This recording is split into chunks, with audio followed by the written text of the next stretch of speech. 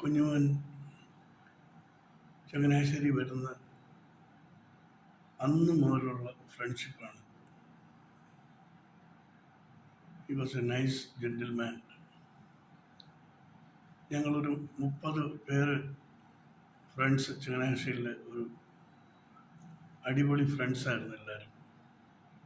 കുഞ്ഞുമോൻ്റെ കല്യാണവും ഒക്കെ ഞങ്ങളെല്ലാം കൂടാണ് ആ സമയമൊക്കെ ഓർക്കുന്നു.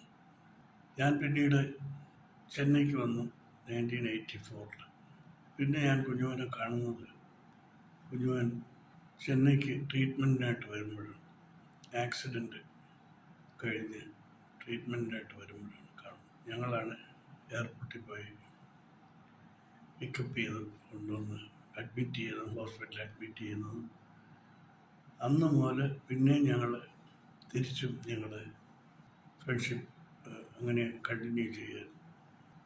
അത് കഴിഞ്ഞ് ട്രീറ്റ്മെൻറ്റെല്ലാം കഴിഞ്ഞ് കുഞ്ഞുമോൻ ഇവിടുന്ന് പോയി. പിന്നീട് മോളെ അഡ്മിറ്റ് ചെയ്യാൻ ഇവിടെ വരുന്നു. മോളുടെ ഗാർഡിയനായിരുന്നു ഞാൻ ചെന്നൈയിൽ. അന്ന് എപ്പോൾ വന്നാലും എൻ്റെ വീട്ടിലെ താമസിക്കത്തുള്ളൂ. ഞങ്ങൾ വളരെ അറ്റാച്ച്മെൻ്റായിരുന്നു. എൻ്റെ ഒരു ബ്രദറിനെ മാതിരിയായിരുന്നു ഞാൻ ട്രീറ്റ് ചെയ്തത്. പെട്ടെന്നായിരുന്നു മരണങ്ങളും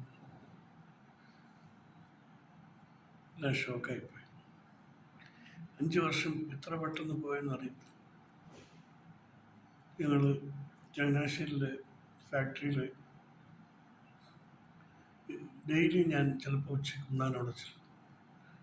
ഷെർലി ഉണ്ടായിരുന്നു. അപ്പോൾ ഞങ്ങൾ 3 പേരും കൂടെ ആയിരുന്നു ലഞ്ച് കഴിക്കും.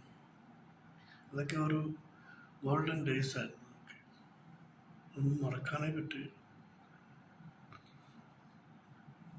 പിന്നീട് അത് ചെന്നൈക്ക് വന്നപ്പോഴും ഞാൻ കുഞ്ഞുമോൻ ചെന്നൈക്ക് വരുമ്പോഴെല്ലാം ഞാൻ എൻ്റെ കൂടെ താമസിക്കുന്നത്. അപ്പോൾ ഞങ്ങളും അതുമെല്ലാം ഇങ്ങനെ ഓർമ്മപ്പെടുത്തിക്കൊണ്ടിരിക്കുമായിരുന്നു ആ പഴയ കാലങ്ങളെല്ലാം.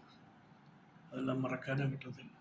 ആ കൂട്ടുകാരൊക്കെ വളരെ നല്ല കൂട്ടുകാരായിരുന്നു. 30 പേരുണ്ടെന്ന് പറഞ്ഞു. നല്ല ഒരു സ്ട്രോങ് കമ്പനിയായിരുന്നു ഞങ്ങൾ ചങ്ങനാശ്ശേരിയിൽ. ഇപ്പോഴും കണ്ടിന്യൂ ആണ്. സജു, ശശി, ബിജോയ്,